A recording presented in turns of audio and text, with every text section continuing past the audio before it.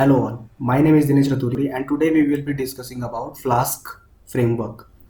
So here is my basic chatbot flow where a user has queried something to the bot and then Dialogflow sends the request to the Python Flask with some JSON parameters with intent. So we will be talking about Python Flask, this particular container today. So let's discuss about the Python. So you will see over here that there are some terminologies I have written over here that like what is basically a Flask application. So Flask is basically a web application framework, or you can say micro web application framework, which in which you have developed your backend and you write your backend code and then give response back to the client. So here for us, Dialogflow is our client, and then our server is basically written in a Flask web application framework, and which we will be deploying it to Pivotal Cloud Foundry or Heroku. And then you will be able to see that there is a another terminology which is route. You can relate a route with a path. So let's assume you have a path like www.google.com/gmail. So slash gmail is your route basically. So what route is doing in the backend is it is doing a backend processing for you.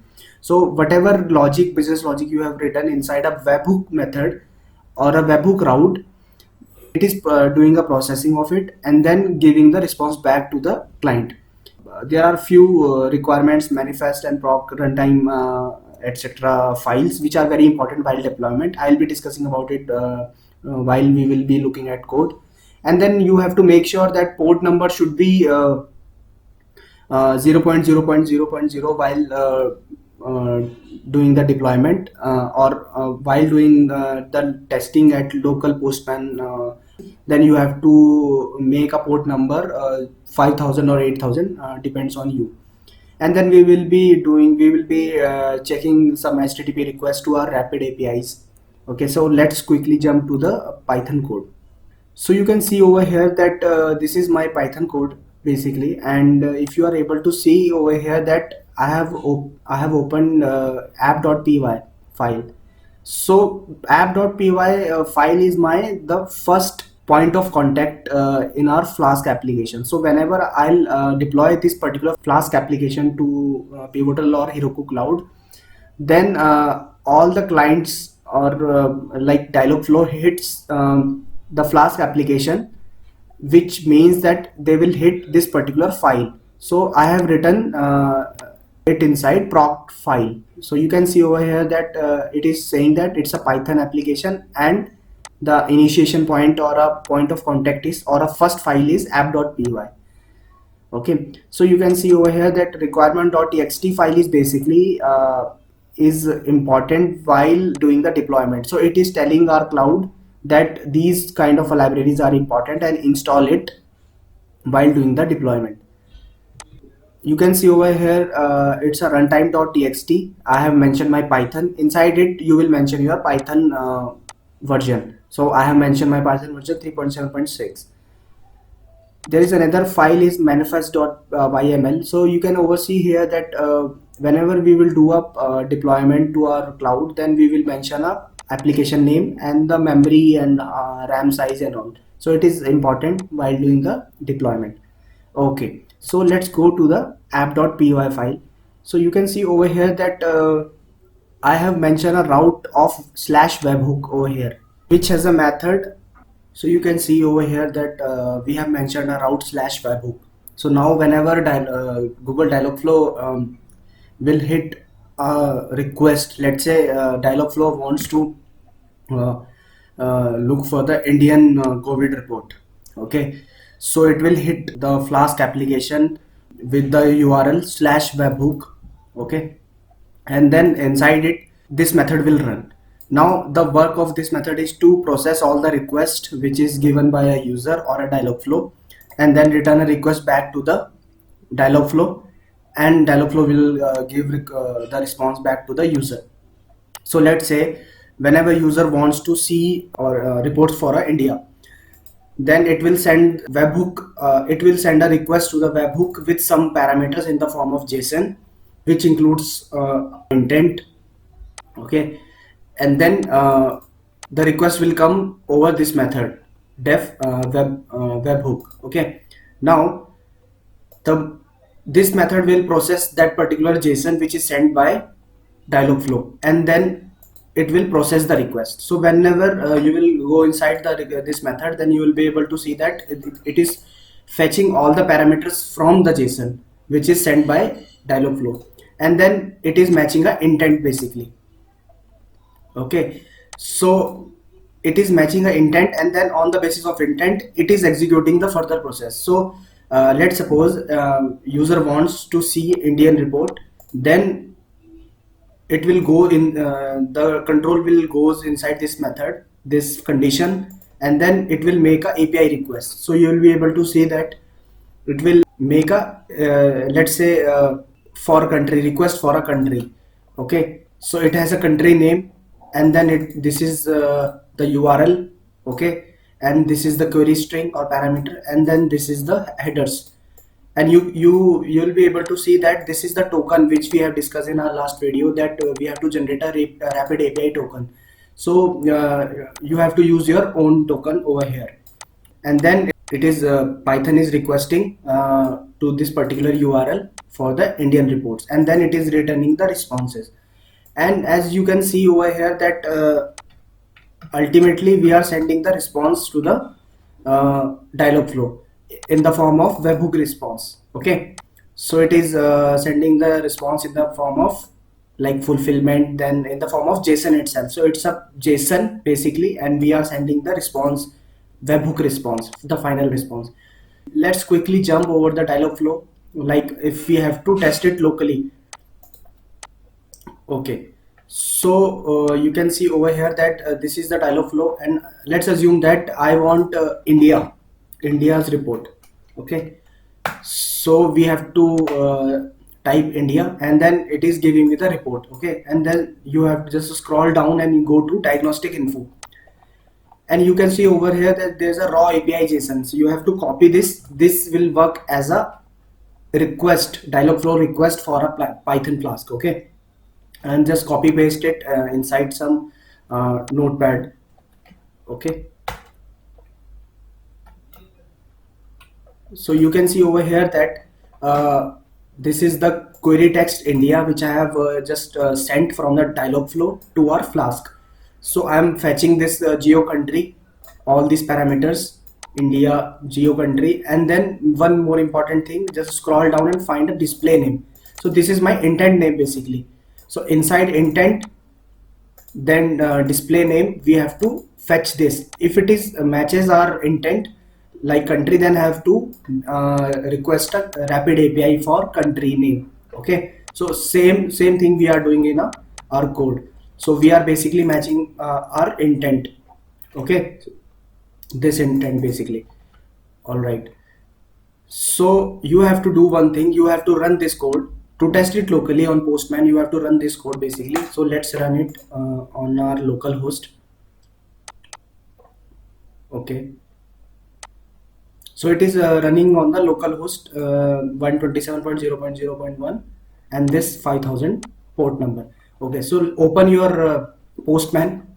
So you have to download Postman application first in your Windows or Ubuntu or any platform. Then you have to give the URL localhost colon 5000, which is act as a localhost URL, and then slash webhook. Webhook is your basically a route, and then you have to make a post request here, and then inside header you have to choose header, and then inside header you will give content type equal to application slash JSON. It is mandatory basically, and then inside body and select raw, and then you have to paste your particular raw JSON. It will act as a request or a input for a Python Flask which is sent by Google Dialogflow. So just copy and paste it. I have already done that, and now you have to send the request. So it is Postman is acting like a Dialogflow basically in this case. So you can see over here that it is giving me the proper response, and the same response we are returning to the Dialogflow, and then Dialogflow will parse the response and make sure response should be look like this only, because Dialogflow won't be able to understand this otherwise. And you can customize your response on the basis of like Facebook, Telegram, so rich messages basically. Okay, so I'll give you one script file which you can customize according to you, and you can customize it and you can send the response in that particular customization. So it will show different type of UI in Facebook or in different type of UI for Telegram. Okay, so you can see we have tested it locally. Now we are ready to go for the deployment part. So now if we have to deploy it, then we have some steps for it. So you just need to download and install Cloud Foundry CLI. Okay, so let's go to the Google and just go to this particular URL, and you will be able to find out this particular command for Mac, for Windows. Yes, so you have to download it for Windows, and just download it and unzip it, and you have to run as an administrator. Okay, this executable file you have to run as an administrator. Then you have to open your command prompt. Okay, so you have to open your command prompt, and then you have to run cf -help.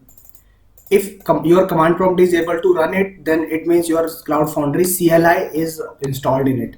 Okay, then you have to set up your account inside Pivotal with your phone number, and you have to create your organization name there. It can be anything. Okay, so let me go to the URL, and I am logging in with my account, and you will be able to see that I have created my organization name like this. Okay, and inside it is giving it showed me development by default. Okay, then you have to run below command cf login and cf push one by one. So let's go to the Flask code and go to terminal. So inside it, make sure you have you are in the correct path till your project. Okay, so I'm inside my project, and I have just written cf login command. So it is asking me for my email address and all. Okay, so it will ask you the password also, and then you will hit enter, and after some login and check, it will show you your organization name and login successful. Then you have to run cf push command. So as soon as you will enter cf push, then it will do some process and it will deploy your code to Pivotal Cloud Foundry, and you will be able to see your code over here like this, like mine. Okay, and then done, you will be get the URL of a cloud, so where your code is pushed. So this particular Pivotal Cloud will generate a URL for you, and it means that your code Flask application is up and running to the in Pivotal Cloud Foundry. Okay, and then it will give you one URL, and which URL you have to use here inside fulfillment. So I have Pivotal give me this particular URL. /webhook is my route basically. So you can we have understood earlier in this video that all the process will be done inside webhook routes method. Okay, and then we will give the response back to the Dialogflow via this route method. So we have to just enable the webhook, and then we have to give the URL over here, and then we have to click save button. So now we are good to go. Now one more important thing, whenever you are you have deployed your code Flask application to cloud, and you have mentioned your URL inside fulfillment, then you have to connect your Dialogflow with your Flask application. So let's say I have to connect this particular intent to Flask application. Okay, so you have to scroll down and enable fulfillment. Okay, so you make sure you have enabled this enable webhook call for this intent, for each and every intent which you want to connect with the Python and Flask. So I have almost enabled all the intents, because I have to save user and bot conversation in our database. So our Python and Flask code will get to know each and every conversation happening between the user and bot. So I have to enable each and every intent. So you can see over here that for a welcome intent, I have also enabled the fulfillment. Even though I'm not returning anything from the backend in welcome intent, but still I have to my Python or Flask code should be able to know that some user and bot conversation is happening in the backend. All right, so this is all about Flask and the testing locally and the deployment part to the Pivotal. You can same deploy it to Heroku platform, and Heroku is also very easy to deploy. So you just need to run 3 or 4 Git commands, and then it is done. So it will work same for you. And important thing you have to notice over here, while deployment you have to uncomment this particular section inside app.py file. You have to uncomment this section and comment particular this section while deployment, and while testing you have to uncomment this and comment this particular section. To run it locally, you have to comment this configure database method, because we haven't talked about MongoDB client, and so that your username and password is not generated yet. So whenever we will set up our MongoDB, then you have to write your username and password over here. So as of now, while doing the testing, you have to comment this. So I have commented the code, because there is no use of configure database right now. So wherever configure database is used in the code, you have to comment that line. Okay, and for to send the email, you have to give your sender email and password over here. So for whatever ID you want to send the email to the user, you have to set up your email and password over here. So you have to replace your it with your email address and password. So email client.py is responsible to send the email whenever Dialogflow or user ask for the email. So you can see over here that prepare email is the method under app.py. So let's assume whenever Dialogflow request for the send email to the webhook, and then webhook process it, and then after parsing some of the parameters, then it tries to matches the intent, and if it matches the intent of send email, so you can see over here that intent is send underscore report to email. We are preparing our email, so it will goes inside this particular prepare email method, and then send email method is running. So this code will run. Okay, and it will fetch the HTML file. You can see over here, this is the HTML file we will see under our email method. You can see over here it is formatted right now. So we saw earlier in our email that we have got the detailed report like this. So this is our HTML file basically. So yeah, so this is the email client for you, and you have to replace it with your username and password, and then you have to replace and you have to comment the use of database as of now, configure database method, because we haven't set up the username and password for MongoDB. Okay, so for the next video we will set up all the MongoDB related thing, and then we will finally test our application, and we will finally integrate our application with Telegram. Thank you. So if you like my video, just share it and subscribe my channel.